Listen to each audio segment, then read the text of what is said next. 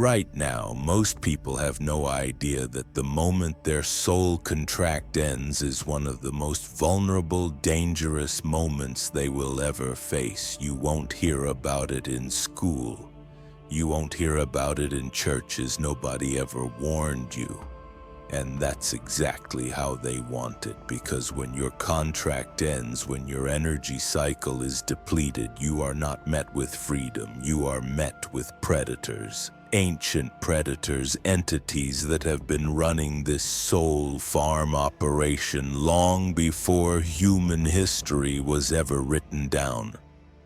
They don't want you free, they want you harvested, drained, recycled. Here's the brutal reality: when a soul contract reaches its expiration, it doesn't trigger a celebration or a graduation.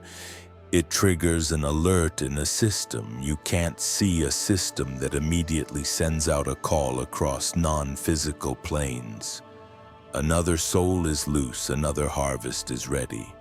You become a blinking signal to the archons, the wardens of this false construct. Your entire existence, your struggles, your pain, even your joys, they were carefully monitored, processed, and recorded, and when your time's up, you're nothing more than a data packet. They want to reel back in before you realize what's happening. You are not the tourist here, you are the livestock. The Gnostic texts, the ones they tried to burn out of history, spelled this out with no room for debate. They told us straight, this world is ruled by imposters, entities that created a false layer of reality to trap divine sparks, your soul, into endless loops of amnesia and obedience. The archons don't show up as monsters, they show up as familiar faces, as guides, as angels, as shimmering, comforting lights. And if you don't know what's happening when your contract ends, you will walk straight back into their trap, believing you're going home, but you're not going home, you're being reset.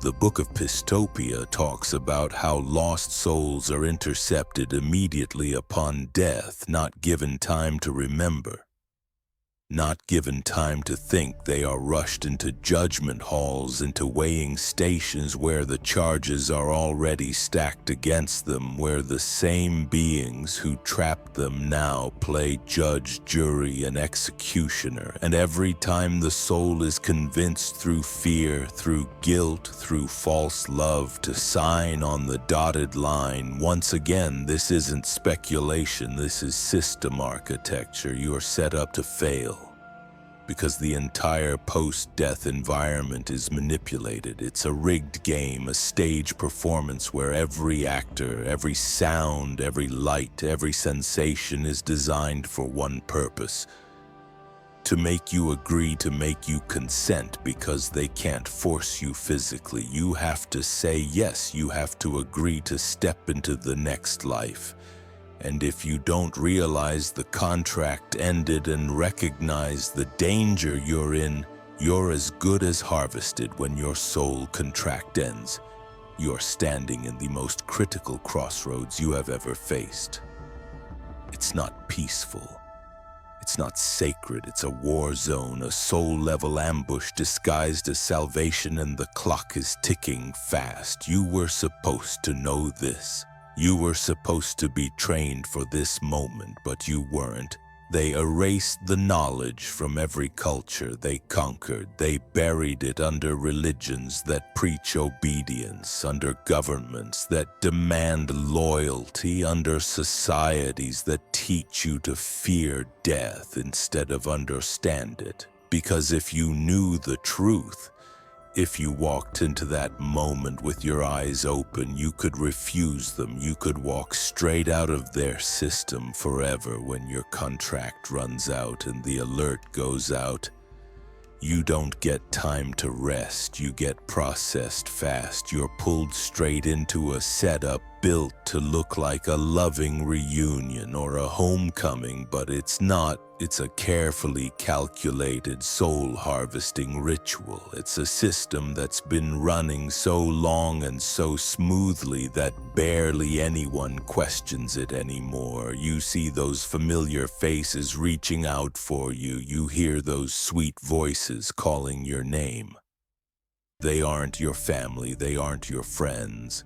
They are fabrications, projections engineered from your own memories, customized to bait you into compliance.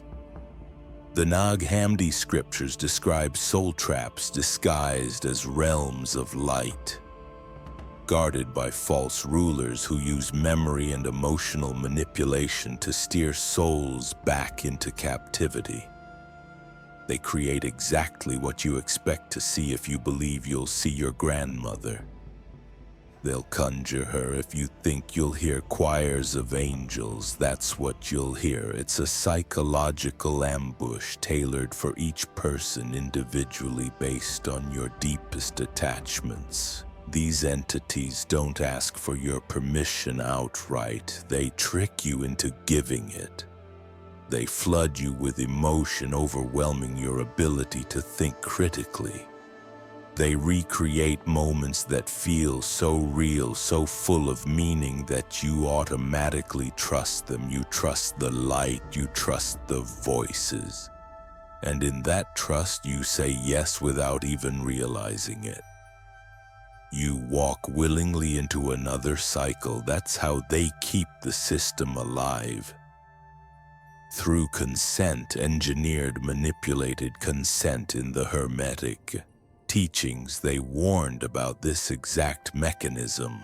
Hermes Trismegistus described the after-death experience as a labyrinth full of phantoms, deceitful entities posing as saviors trying to keep the soul entangled in the lower worlds.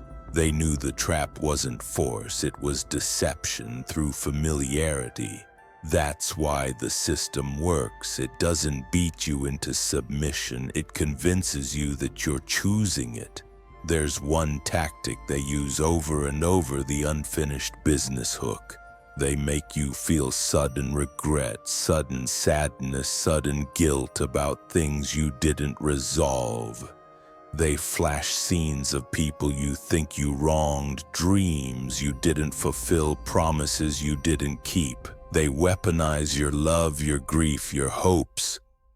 And the second you feel obligated, the second you think, I need to go back and fix this, you sign the next contract without even reading it.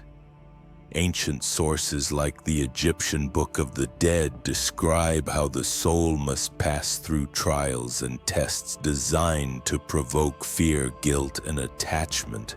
These weren't just mythological ideas, they were warnings coded into rituals that most modern people no longer understand. The dead were supposed to know how to navigate illusions, how to recognize traps, how to avoid making any emotional agreements under pressure. But that knowledge was stripped away from the masses right now. The system runs almost without resistance. Most souls step right into the trap on autopilot, no hesitation, no fight, because the entire architecture of the after-death experience is designed to mimic love, to mimic home, to mimic forgiveness. But none of it is real. It's a show, a setup, a machine built to farm energy and recycle souls like livestock through a meat grinder. After they pull you in with the fake light and the familiar faces, you're dragged into something even worse, a cosmic court.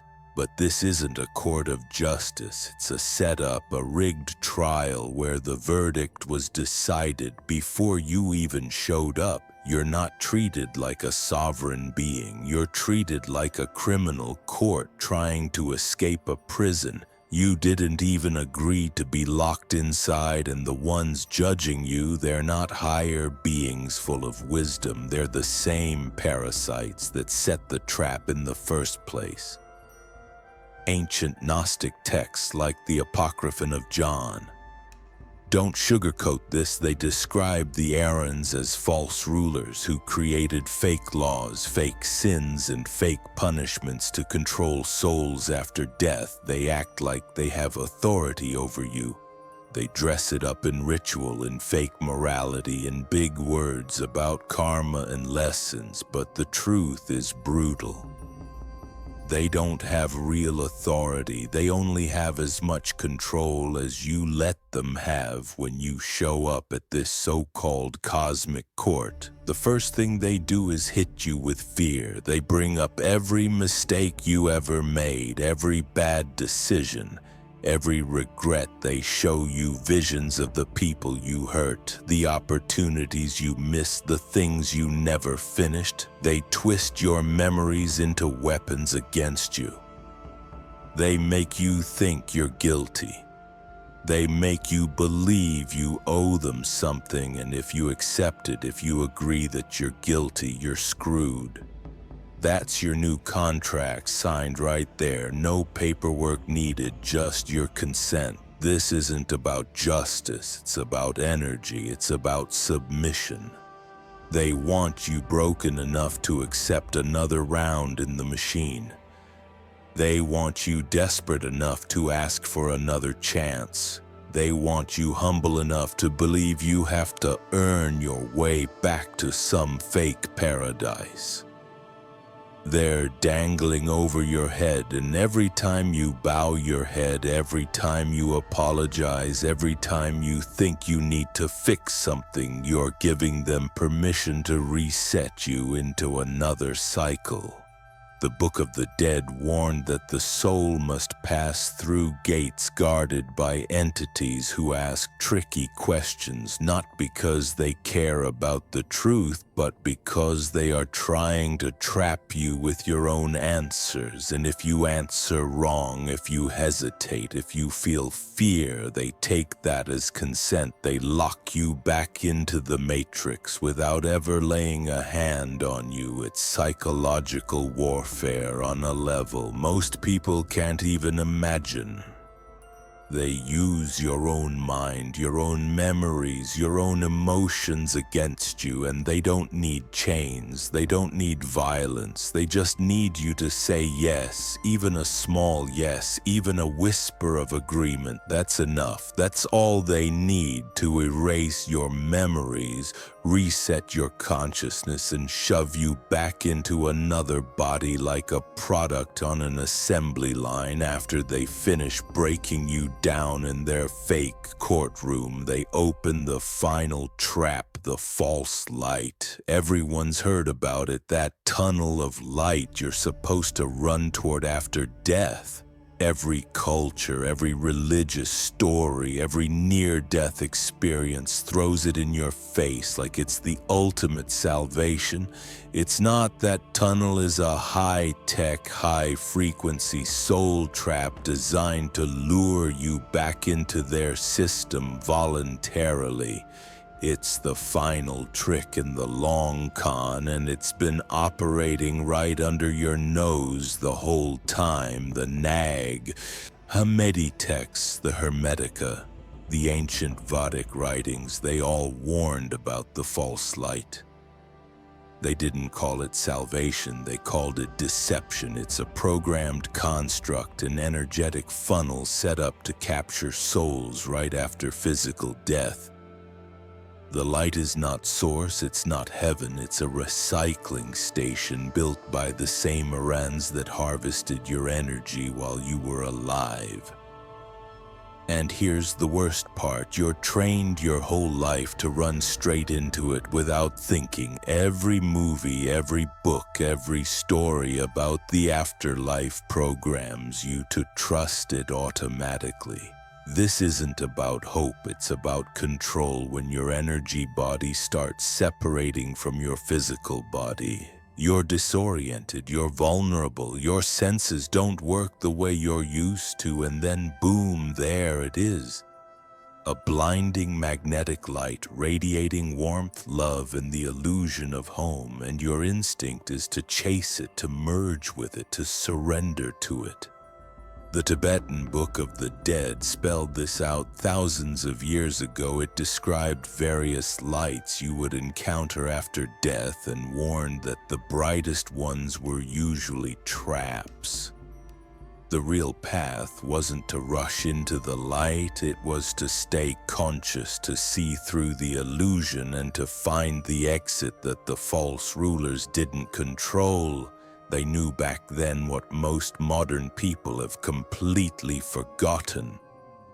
And it's not just one light. The system is layered. If you resist the first bait, they switch tactics. They'll throw another scenario at you, a feeling of being judged by God, a sense of needing to atone, maybe even images of loved ones begging you to come with them. Each layer is engineered to pull you closer, to get your agreement, to get you to willingly step into their machine again. It's a psychological funnel, and every move you make, every emotion you feel is recorded and used to tighten the trap.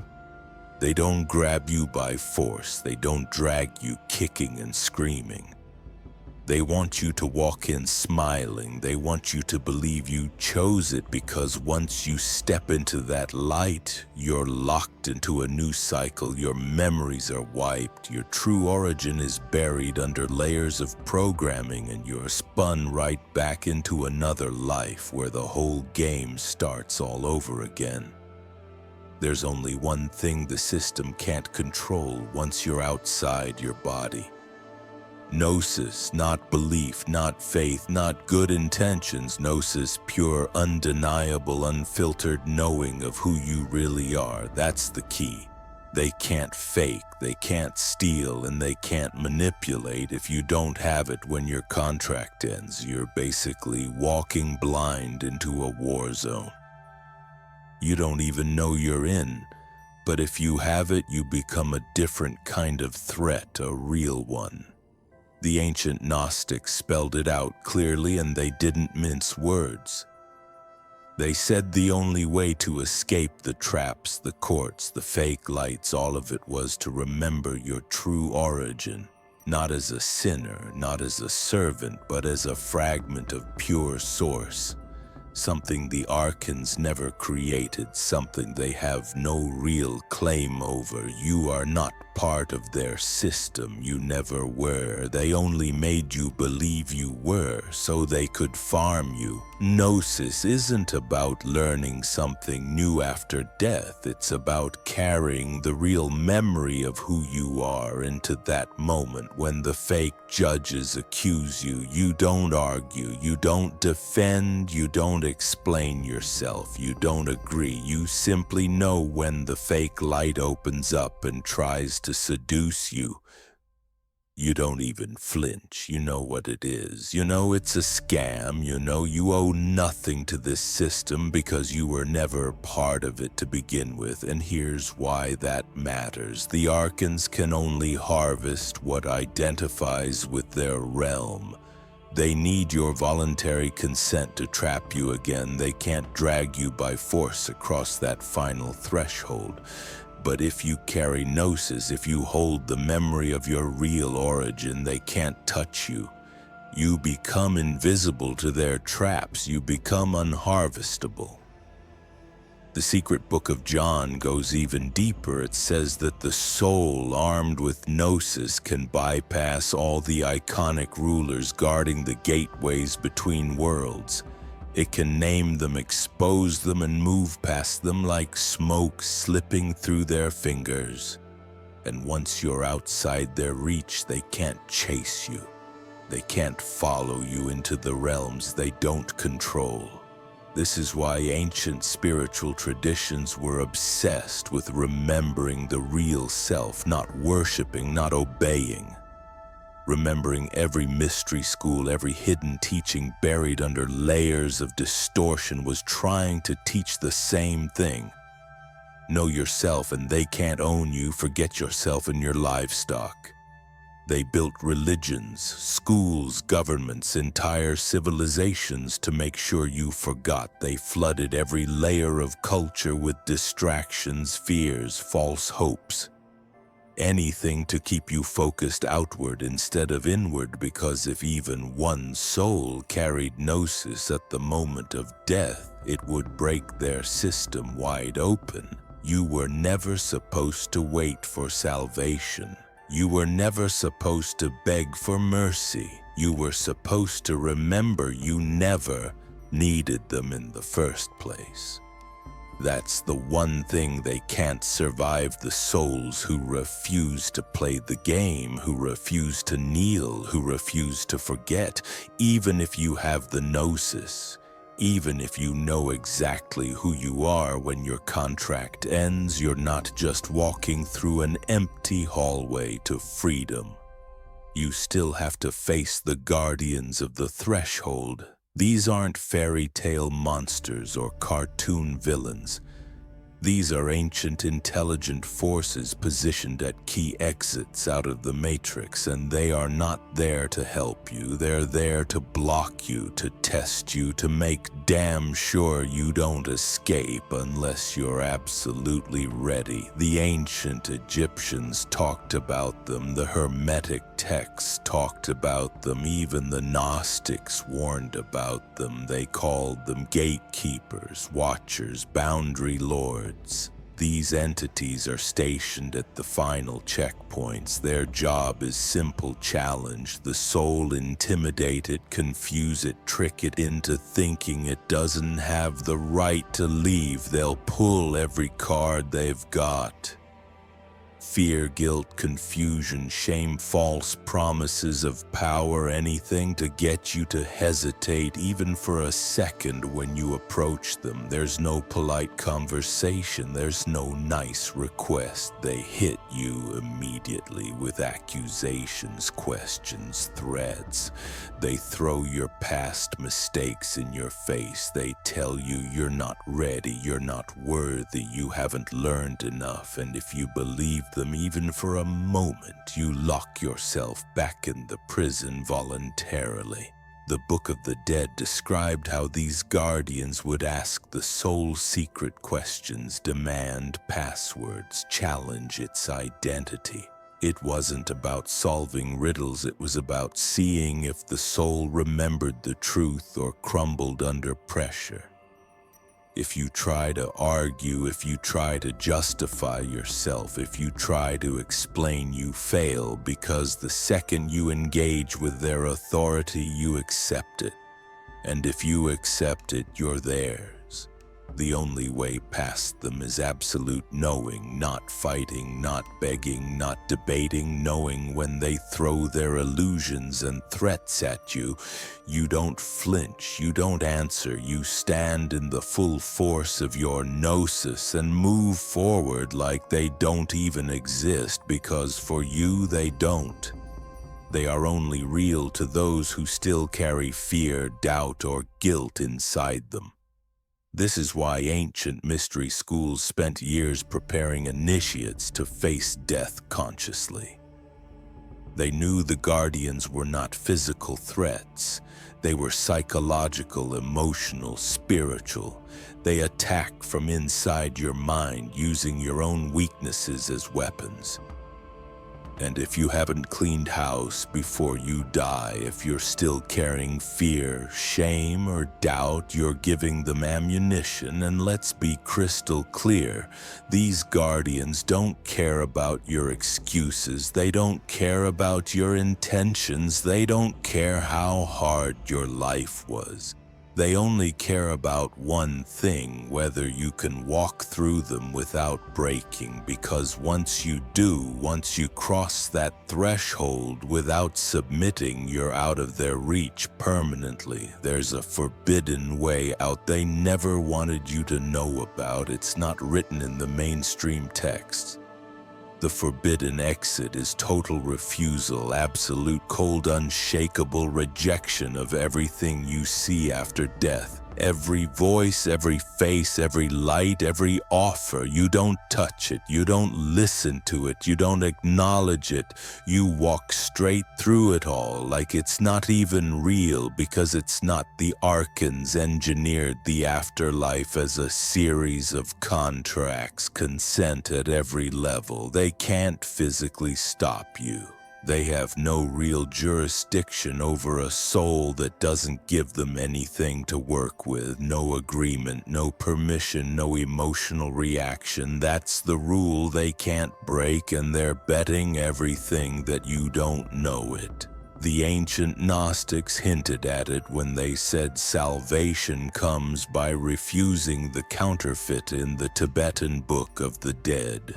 The most advanced practitioners were trained to ignore all the lights, all the sounds, all the beings that came to meet them. They were trained to walk straight into the dark void beyond the illusions, because that's where the real exit is. Not in the light, not in the voices, not in the promises, in the silence behind all of it. That dark void terrifies most souls because they've been programmed their whole lives to fear the unknown, fear the darkness, fear the silence. But that fear is the final trick. It's the last weapon. If you flinch at that moment, if you look back, if you hesitate, you get caught. But if you hold steady and move right into the nothingness, the whole fake architecture collapses. You slip out of the system they built. You bypass the Archons. You disappear from their grid. This forbidden way demands more than belief. It demands more than bravery. It demands that you burn every single emotional tether that could pull you back. No attachments, no guilt, no fear, no sense of obligation to anything or anyone left behind. If there's even a fragment of unfinished business inside you, they'll use it to hook you and drag you back. That's why ancient initiation rites were brutal. That's why mystery schools put initiates through simulated death rituals, because you can't fake your way through this. You can't cheat your emotions. You have to be clean, unshakable, or you fail. You don't reason with the system. You don't fight it. You don't negotiate with it. You ignore it. You reject it so completely that it can't touch you, and you walk straight into the unknown. Like a god walking out of a burning building without looking back. Most souls don't make it, not because they're bad, not because they're weak, because they don't even know that saying no is an option. They've been conditioned to say yes to every flashing light, every smiling face, every fake offer of forgiveness and love. But the few who do, the ones who step through without fear, without doubt, without looking back, they are never found again. Not by the Archons, not by the Matrix, not by any system built on control. They're gone free for real forever, and the system hates them for it.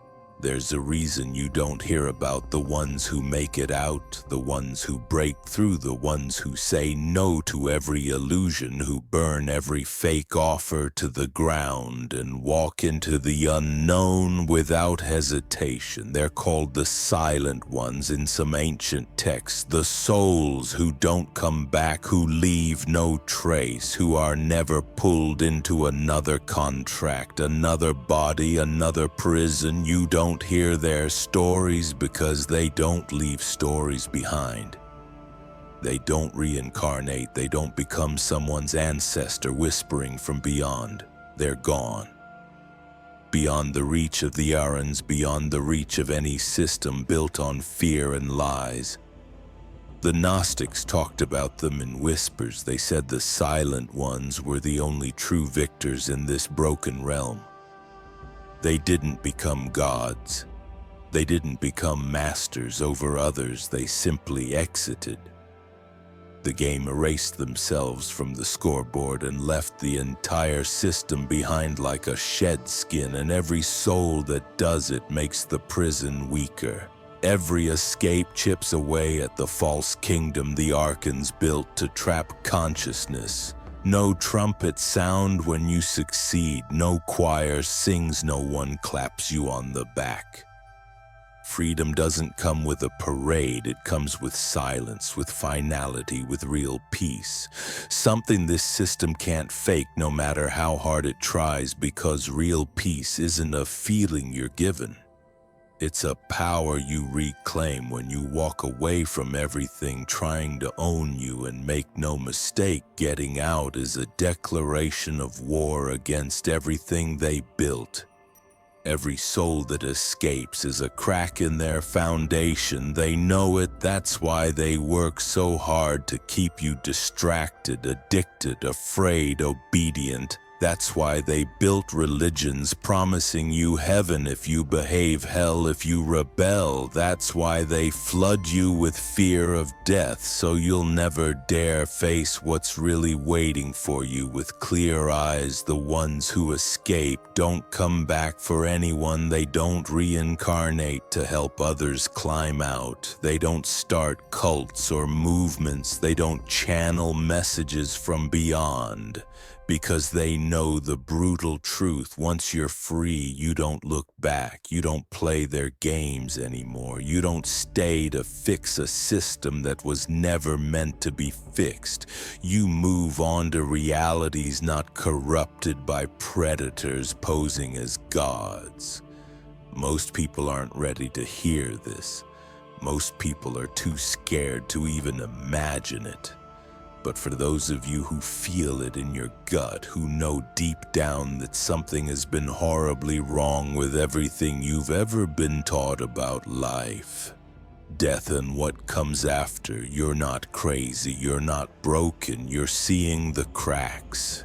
They desperately don't want you to see the silent ones didn't win by being perfect. They didn't win by following the rules. They won because they refused to play. They remembered the one thing that changes everything. You don't owe this system anything you never did, and the moment you realize that you become something the Archons can't predict, can't trap, can't even touch. Thank you for staying with me all the way through this. I know this wasn't easy to hear, but it's real.